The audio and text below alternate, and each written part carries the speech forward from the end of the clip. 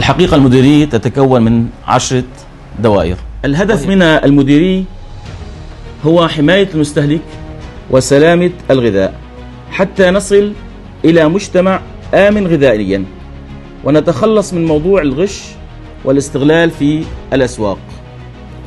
ليس الهدف هو كتابة الضبوط العدلية، إنما الهدف هو منع الغش والتخلص من جميع المخالفات في السوق والأفران.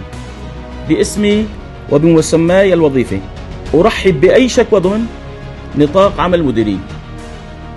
ساعدونا حتى نصل إلى الهدف وهو سلامتكم.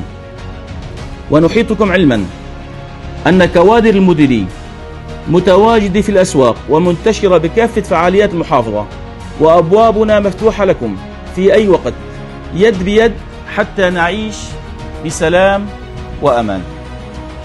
نوعدكم إن شاء الله الأيام الجاي يكون العمل التمويني بكل شفافية وإخلاص، وأي ملاحظة عن عملنا جاهزين للتعامل معه وبكل ترحيب. حياكم الله وأهلا وسهلا بكم.